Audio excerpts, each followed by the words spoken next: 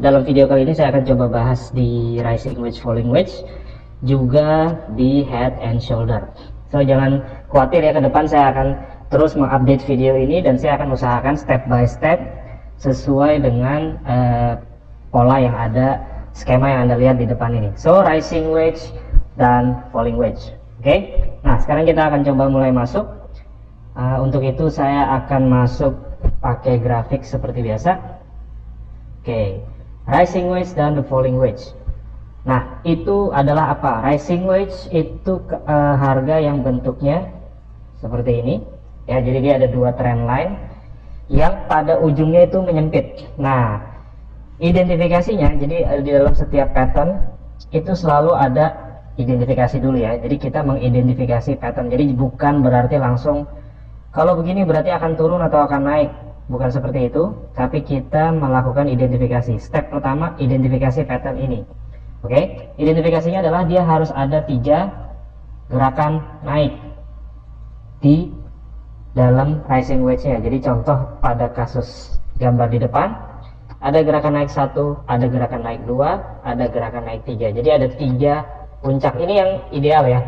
Boleh lebih dari 3, tapi idealnya itu terjadi 3. Kalau baru hanya terjadi 2 swing high di sini, oke. Ingat video mengenai swing high dan swing low ya, kurang lebih gambarnya seperti ini. Jadi pastikan Anda di ujung-ujung sini itu bentuknya adalah swing high ya, swing high yang valid. Oke, jadi seperti gambar di depan sini. Di sini ada swing high, gambarnya kurang lebih seperti ini. Oke. Nah, ketika terjadi swing high yang ketiga dan bentuknya itu dia harus mengecil ya, trendline atas dan trendline bawah pada ujungnya itu mengecil dan harus terjadi yang namanya divergence. Nah, di sini saya akan jelaskan divergence sedikit. Oke, di bawah sini saya gunakan indikator, Anda boleh gunakan indikator apapun ya yang berhubungan sama osilator. Biasanya yang lazim digunakan ada 3 ya. Yang pertama adalah stochastic, yang kedua adalah RSI, Relative Strength Index, dan yang ketiga adalah MACD. Jadi mana yang mau Anda gunakan, silakan, itu tergantung dari trader. Bagi saya gunakan biasanya 2 indikator ya. Saya plot, ada stokastiknya, saya gunakan stokastik 5, 3, dan 5. Oke, untuk parameternya, atau digunakan MACD yang standar atau gunakan RSI yang standar. Silakan, ini Anda bisa backtesting sendiri. Bagi saya gunakan stokastik osilator. Nah, pada ujungnya di sini, jadi saya contoh ambil garis ya, di sini dan di sini. Oke, pastikan dia terjadi yang namanya, jadi contoh kalau gambarnya seperti itu, let's say di sini dia ada osilator ya, ada garisnya kan, dia naik, dia turun, seperti itu.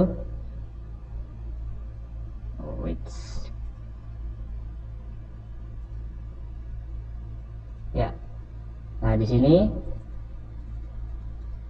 kurang lebih seperti ini. Ini namanya adalah divergence. Jadi Anda perhatikan, divergence itu adalah ketika pada harga dia menciptakan higher high. Jadi contohnya di sini itu dia higher high, ya. Di sini puncaknya menciptakan harga yang lebih tinggi, higher high, tapi pada osilator itu dia menurun. Ya, jadi contohnya seandainya gambarnya ini ya, nih puncaknya di sini, puncaknya di sini. Jadi di sini dia menurun. Jadi pada harga dia menaik, pada osilator dia menurun. Ini disebut dengan bearish divergence. Ya, ini disebut dengan istilah bearish divergence. Jadi kalau kita gambarkan, kita pelan-pelan saja, bearish divergence. Oke. Jadi harus ada bearish divergence-nya. Kalau belum ada bearish divergence, maka pattern ini kurang valid. Ya, jadi bearish divergence kalau digambarkan seperti ini, puncaknya lebih rendah. Bearish divergence yang lebih bagus adalah ketika yang keduanya atau puncak yang keduanya itu lebih rendah daripada garisnya. Jadi contoh di sini. Saya kasih contoh. Ini yang paling ideal ya. Gambarnya seperti itu. Oke, jadi anggap ini contoh yang bagus ya. Di bawah sini ini bearish divergence yang sangat bagus. Kalau seandainya di atasnya ada higher high, ya harganya higher high, ini bearish divergence yang sangat bagus karena puncak satunya itu di atas garis atau kena garis overbought, puncak berikutnya di bawah overbought gitu. Tapi kalaupun ini dia berada di atas begini juga masih valid sebagai bearish divergence. Ini sebagai contoh saja. Nah, ketika ini terjadi, maka kita bisa mengidentifikasikan bahwa terjadi pattern yang namanya the rising wedge. Nah, rising wedge itu apa? Rising wedge adalah pattern bearish pattern. Jadi kalau ada pattern ini, maka diharapkan ekspektasinya adalah dia akan terjadi penurunan. Oke. Target penurunannya kemana? Anda bisa gunakan. Nah, ini balik lagi ke rising wedge ya. Rising wedge itu bisa didahului oleh tren naik sebelumnya. Jadi dia kali ini rising wedge-nya merupakan reversal pattern. Artinya pattern ini membuat rising wedge ini akan menjadi bearish gitu ya. Dari awal mulanya uptrend. Atau pattern rising wedge ini bisa diawali oleh tren turun. Ya, jadi dia tren turun membentuk rising wedge, maka rising wedge ini merupakan continuation. Jadi bisa dua-duanya. Oke. Nah, targetnya di mana? Target dari rising wedge itu ada dua metode target. Yang pertama adalah Anda ambil support di sini. Biasanya ada classic support di sana. Oke. Atau kita bisa mengcopy gerakan ini, besaran dari neckline rising wedge ketika pertama kali dimulai, lalu kita geser ke titik dia breakout di sini. Biasanya ini akan kurang lebih sama ya, cuma selisih beberapa pips. Jadi dua metode itu untuk targeting. Nah, itu targetingnya. Enaknya dari ini classic chart pattern ya. Classic chart pattern itu ideal targetnya jelas. Apakah dia bisa lanjut terus turun? Tentunya bisa. Kita bisa gunakan Fibonacci nanti. Oke, untuk target berikutnya. Tapi bagi tugas dari rising wedge ini adalah sampai ke titik ini saja. Ini adalah tugas dari rising wedge. Oke, entry-nya bagaimana? Ada dua metode entry. Oke, yang pertama adalah aggressive entry. Artinya kita menunggu terjadinya false break di atas sana. Karena kan Anda balik lagi ke video saya kemarin mengenai price action false break ya. Di sini ada swing high. Oke, let's say di sini ada swing high. Ketika di sini terjadi break swing high, lalu dia false break, kita bisa entry di level tersebut. Oke, itu yang pertama, aggressive entry. Pastikan kalau Anda aggressive entry pakai rising wedge ya, ini sangat melawan tren karena trennya lagi naik. Kita beli kita melakukan entry sell ketika false break di ujung sini ya. Tentunya misalkan ada candle seperti ini, ada inside bar lalu dia break, ini kan false break ya. Nah, pastikan kita mempunyai area resisten yang kuat atau zona trading optimal ya, key level dan seterusnya. Jadi ini akan lebih baik kalau kita juga melihat higher time frame, dan saya sangat sarankan adalah kita selalu harus melihat higher time frame. Jadi pastikan kita berada pada area resisten kuat atau ZTO, lalu terjadi rising wedge. Oke. Setelah terjadi rising wedge, silakan Anda menggunakan entry mengenai dua cara ini. Yang pertama adalah false break di area atas. Yang kedua, Anda bisa menunggu terjadi break ke bawah ya, close below. Kita gunakan candlestick. Jadi contohnya di sini misalkan dia terjadi close ya, close-nya itu harus bodinya tutup di bawah daripada garis trendline tersebut. Disitulah pattern ini dimulai. Jadi enaknya di mana? Enaknya adalah kalau dia break dulu, artinya kita sudah terjadi yang namanya penembusan trendline di bawah sini. Ini akan lebih confirm. Tapi harganya akan lebih rendah. Artinya stop loss Anda itu pastinya akan lebih besar. Jadi contoh kalau Anda entry di sini, contoh di sini adalah 1646.53. Stop lossnya Anda letakkan kan di atas swing high yang ini ya, di atas swing high-nya. Itu mungkin 110 pips. Tapi kalau misalkan kita entry-nya di sini, nah ini akan lebih pendek. Nah, tapi jadi selalu ada give or take ya. Kalau Anda nunggu break dulu, risknya akan lebih gede gitu dibanding kalau Anda menunggu false break saja di sini, risknya akan lebih kecil dari sisi stop loss. Tapi probability-nya akan lebih confirm ya ketika dia sudah terjadi penembusan garis trendline. Nah, Anda juga bisa melihat swing low di sini ya. Kalau mau lebih confirm lagi, pastikan dia break di bawah trendline dan di bawah swing low di sini. baru kita memutuskan entry. Targetnya di mana kita udah jelaskan tadi, targetnya di sini, stop lossnya di sana aja. Pastikan risk rewardnya 1:1 ya. Jadi kalau risknya itu let's say 70 pip, pastikan TP-nya 70 pips atau lebih besar. Ada ruang geraknya. Kalau tidak ada ruang geraknya, maka Anda boleh abaikan rising wedge tersebut. Oke, ini untuk rising wedge. Apa itu falling wedge? Kita bisa gunakan prinsip yang sama. Oke, falling wedge seperti ini. Dia ada 3 gerakan turun. 3 gerakan turun, 1, 2, dan 3. Oke, hasil akhirnya adalah naik. Targetnya itu di awal mula dari falling wedge-nya di sana. Ups, ini tebal sekali merahnya. Kita ya, targetnya di sana. Kita bisa gunakan 2 teknik untuk entry. Yang pertama adalah false break di area support. Pastikan terjadi yang namanya divergence. Nah, ini disebut dengan bullish divergence. Jadi kurang lebih sama ya. Ini kurang lebih sama. Nah, ini adalah bullish divergence pada osilator. Di sini low-nya itu lebih rendah. Oke. Di sini dia meningkat. Ini disebut dengan bullish divergence. Jadi kurang lebih polanya sama, cuma dibalik aja. Oke, tunggu sebentar. Ini disebut dengan bullish ya. Bullish divergence. Ini regular divergence ya. Regular divergence itu seperti ini, bearish divergence dan bullish divergence. Ketika terjadi bullish divergence, Anda bisa entry menggunakan prinsip false break ya. Swing low di sini, false break, kita bisa entry di sana, atau kita bisa menggunakan breakout, terjadinya breakout trend line di sini. Pastikan ini kan biasanya warnanya hijau ya. Biasanya warnanya hijau, dia close di atas garis trennya, Anda bisa entry di sana. Atau Anda bisa menunggu juga di sini ada swing high yang ditembus juga. Silahkan dikombinasikan dengan candlestick pattern, misalnya inside bar atau outside bar candlestick. Jadi ini ada pattern to entry, ada candlestick to entry, kita kombinasikan semua. Jadi kalau hanya candlestick to entry, terkadang itu hasilnya tidak akan, probability kurang tinggi ya. Kita butuh meningkatkan probability. Jadi gabungan antara candlestick to entry dengan pattern to entry. Oke, lalu kita lakukan hal tersebut di mana kita telah mapping area support dan resistance kuatnya atau area zona trading optimal. Oke, jadi pastikan di bawah sini itu Anda ketemu yang namanya area support kuat ya, atau ZTO, zona trading optimal, dan seterusnya. Oke, pattern ini cukup jarang terjadi, rising wedge dan falling wedge. Kalau terjadi, maka hasilnya akan enak sekali. Ya, kita akan ambil contoh di GBP USD.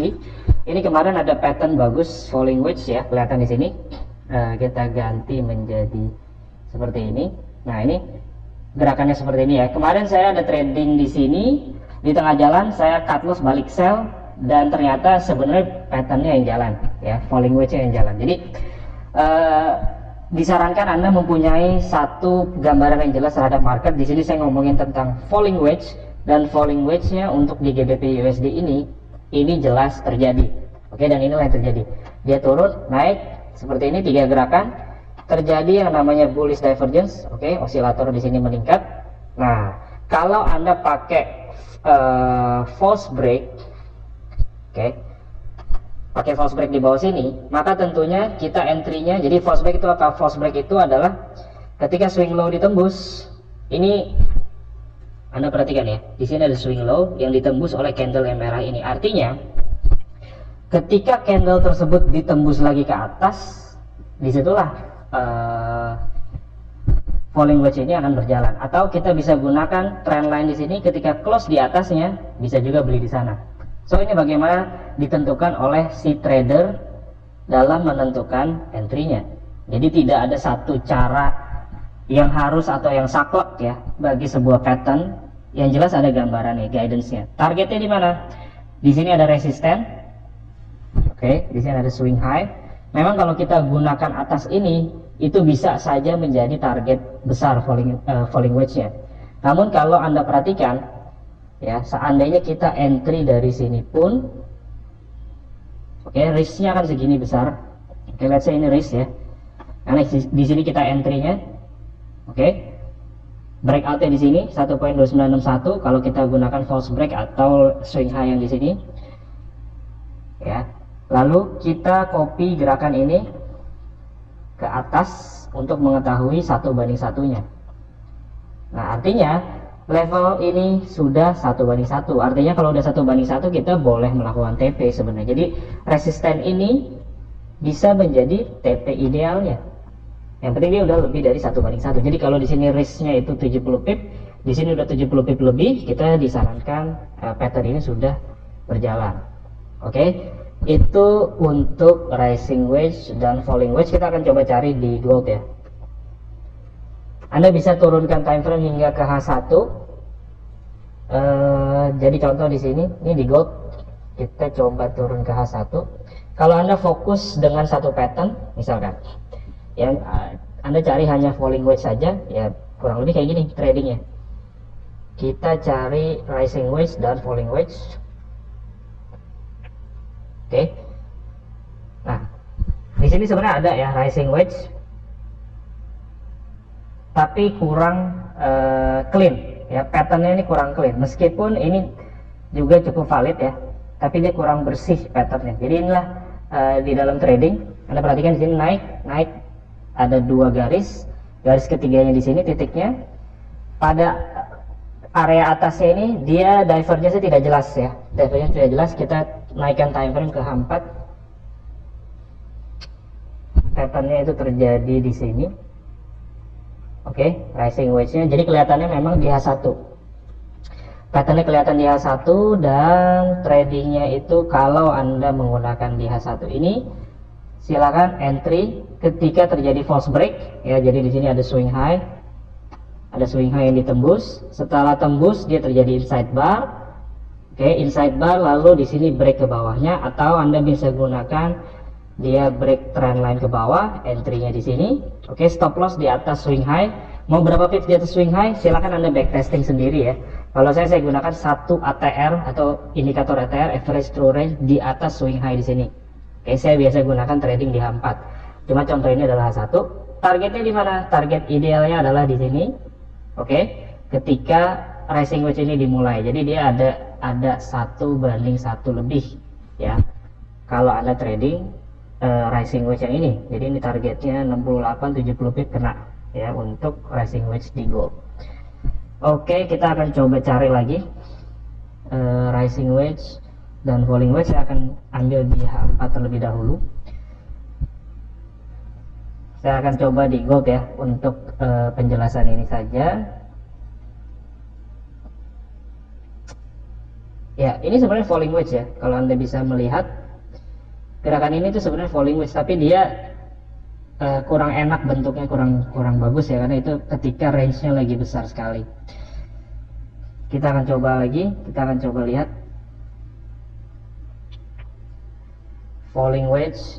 Nah, di sini ada juga ya. Di sini ada, jadi dia trend turun. Di sini dia ketemu falling wedge seperti ini. Oke, kalau kita naikkan time frame, kita mau lihat ya, apakah di bawah situ ada support kuat atau tidak. Nah, Anda perhatikan. Oke, ini EMA 50 ya, ini EMA 50. Kita bikin wave di gold sekarang. Ketika dia naik, EMA 50 di sini naik, di sini turun. Oke, lalu dia naik. Nah, perhatikan bahwa ini adalah level ZTO ya, di resisten dan di support ini adalah level ZTO atau zona trading optimal. Jadi saya selalu bikin seperti itu, di atas dan di bawah. Ini berkaitan dengan EMA 50. Nah, Anda perhatikan di sini, ketika gold turun, ini ketemu yang namanya area ZTO. Kita bisa bikin zona di sini, oke, zona trading optimal. Seperti video sebelumnya, disinilah kita melihat cara entry-nya. Jadi daily-nya ketemu ZTO, oke, artinya kita mau beli, dan kebetulan kita turunkan ke H4. Di mana tadi? Ya, di sini ya. Kebetulan di H4 nya di area ZTO dia terjadi yang namanya falling wedge ya. Falling wedge nya cukup jelas, 1, 2, 3. Di bawahnya ada bullish divergence. Oke, Anda bisa gunakan entry pakai false break. Ya, kita zoom sedikit lagi, kita ganti jadi bar. Kalau masih bingung, kita ganti jadi bar, kita gedein. Ya, false breaknya di mana? Ini swing high. Ketika dia turun, inside bar 2 kali. Di sini swing high yang ditembus. Oke, falling wedge, false break di sini. Anda entry buy di sana, atau ketika terjadi break dari trend line di sini, atau setelah break dia ada inside bar, Anda bisa entry di sana. Oke. Nah, targetnya di mana? Jadi entry-nya paling tinggi entry-nya di sini 1460 ya. Let's say kita entry di 1460. Stop loss-nya di bawah sini. Jadi jarak stop loss-nya itu adalah berapa nih? 165 pips. Ini contoh ya, ini contoh ekstrim. Anda bisa gunakan 1 ATR atau 2 ATR, 1 ATR di bawahnya, atau kalau misalkan Anda entry-nya di sini ketika false break, ini sebenarnya stop loss-nya sekitar 100-an pips. Kalau di gold itu memang besar ya range-nya. Jadi kalau Anda pasang stop loss itu pendek-pendek pasti akan kena. Nah, targetnya di mana? Targetnya itu ya, contoh dari sini Anda bisa pasang target 1:1. Ya, kalau kita entry-nya di sini 1:1 akan kena di sana. Jadi di sini 160 pips, di sini naik 170 pips. Tentunya Anda bisa entry. Ya, memang ideal targetnya itu sampai atas ini, tapi di sini ada area support. Nah, Anda perhatikan di sini ada bentuk ZTO lagi. Jadi Anda selalu dikombinasikan semuanya ya. Jadi dia turun, naik, lalu turun. Tentunya level ini, dua level ini adalah level area zona trading optimal. Oke, so dia sudah 1:1 dari entry, let's say Anda entry di sana. Oke, dengan stop loss 150-160 pips. Di sini dia udah naik 170 pips. Di atasnya ada area zona trading optimal dari H4. Tentunya kita bisa pertimbangkan untuk exit. Ya, ini untuk falling wedge di gold. Kita coba mundurkan sekali lagi untuk mencari ya, apakah ada bentuk rising wedge atau falling wedge lagi yang bisa ditradingkan.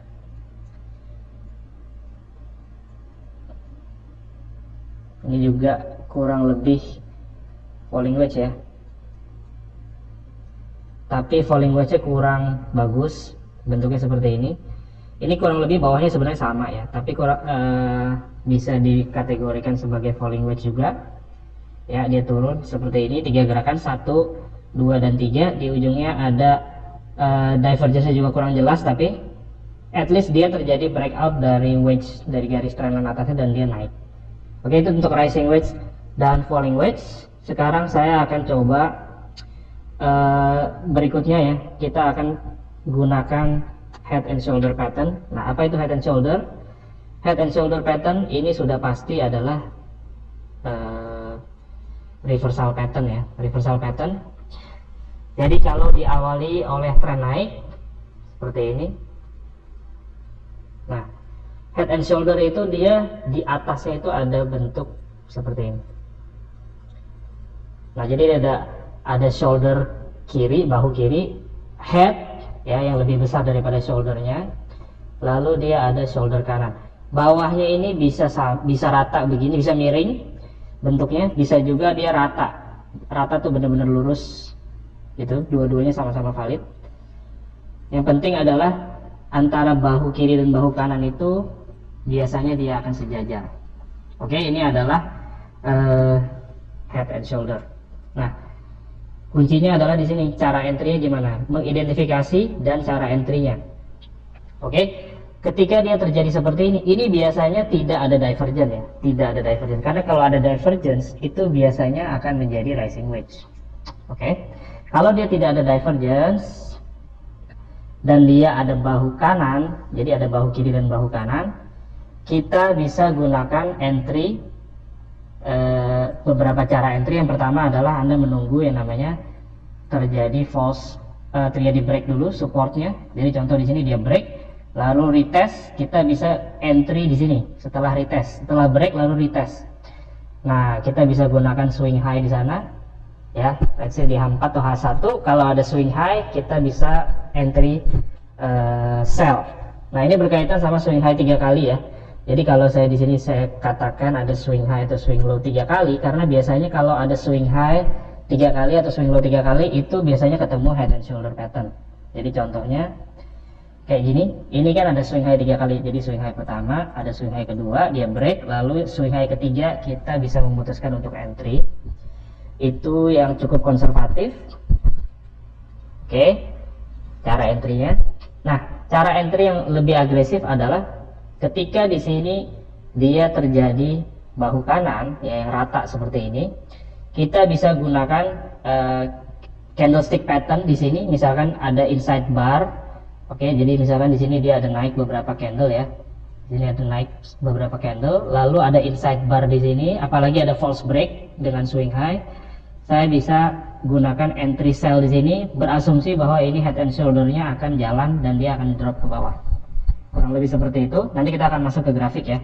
Begitu pula untuk buy, tinggal dibalik aja posisinya. Jadi kalau buy itu dia dari di bawah bentuknya seperti ini ya, dia ada neckline-nya. Lalu kita bisa gunakan break and retest. Jadi setelah dia break lalu dia retest, di sini akan ada 3 swing low ya, akan ada swing low yang ketiga kita bisa entry. Atau kita bisa beli sebelum breakout dengan asumsi di sini ada inside bar candlestick pattern. Jadi digabungin antara pattern to entry dengan candlestick to entry atau outside bar. Oke. Nah, targetnya di mana sekarang? Target dari yang namanya head and shoulder adalah kita mengcopy neckline-nya. Jadi neckline-nya itu adalah dari garis ini ke puncaknya. Oke. Kita copy lalu kita paste ya. Ini menjadi targetnya di titik dia breakout. Nah, jadi targetnya di bawah sana. Kurang lebih seperti itu. Kalau yang buy juga sama, kita copy neckline-nya di sini. Kita paste ke titik dia breakout. Disitulah ideal targetnya bagi head and shoulder. Nah, kita akan coba ambil ya. Kita akan coba ambil contoh. Kalau nggak salah USD Jepang Yen itu ada head and shoulder. Saat ini ada head and shoulder.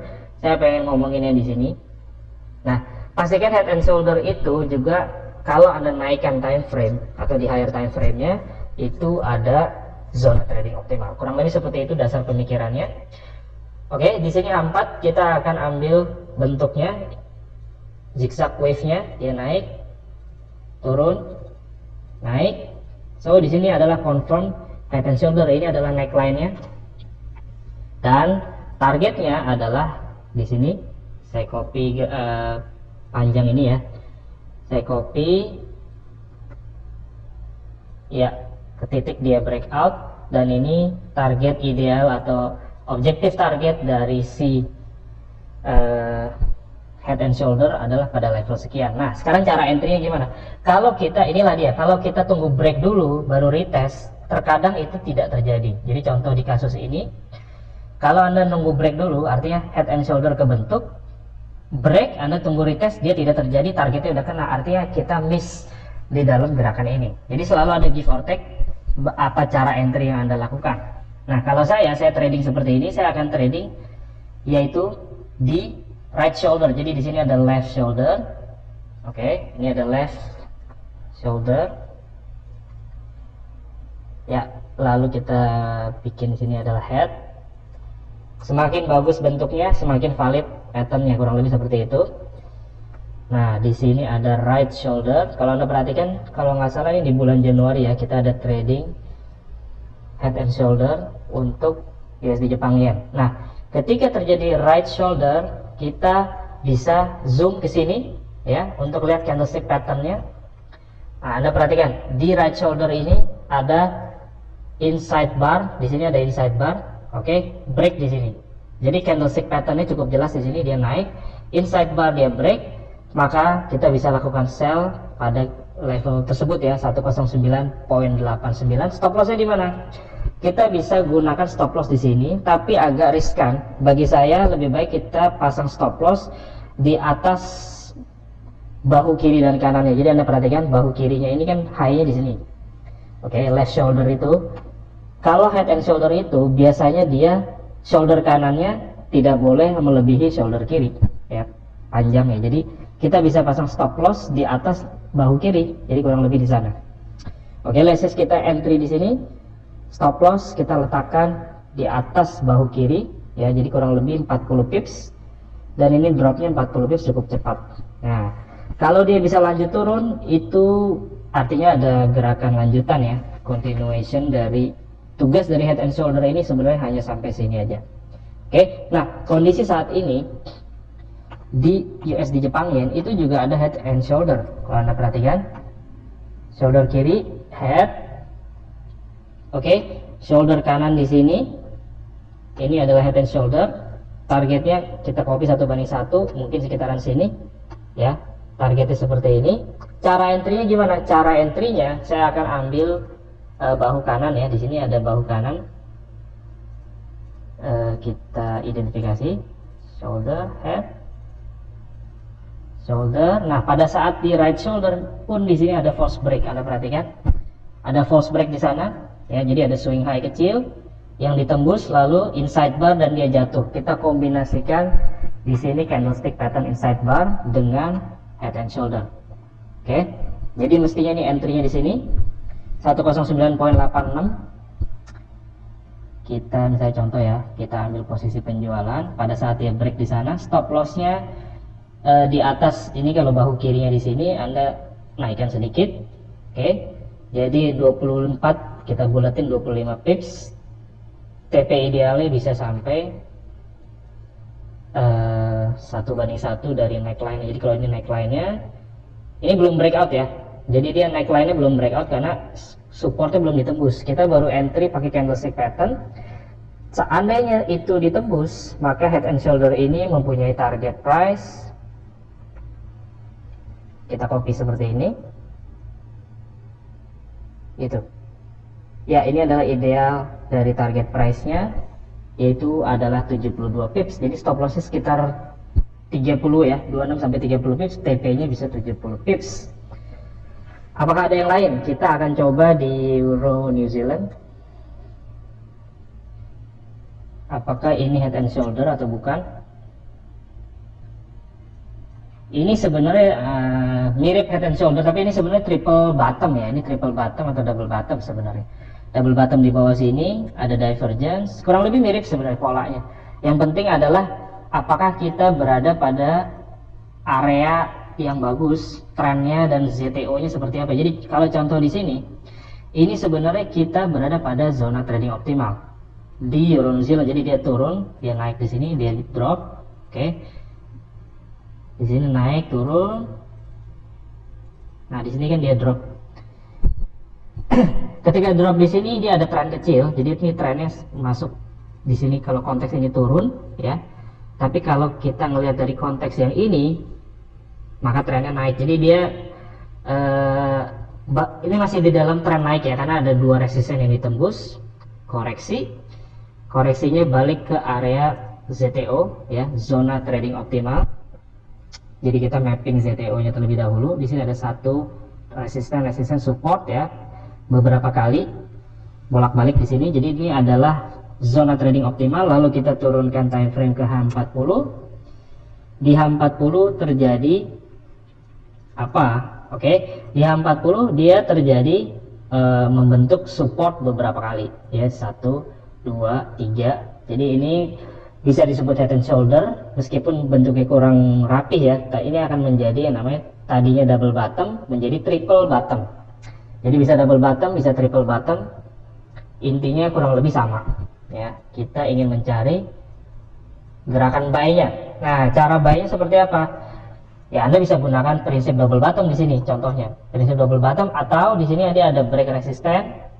Ya, ketika dia break, ada koreksi kecil, kita masuk di sini. Kita bisa entry buy pada kisaran level di sini ya. Nah, stop loss sekitar 70. Pastikan di bawah swing low yang ini, jadi 80-an pips. Targetnya kemana? 1:1, atau bahkan kita bisa ambil di sini kita bisa bikin garis trendline ya. Kita gunakan ujung dari trendline itu sebagai target. Jadi targetnya 187 pips di Euro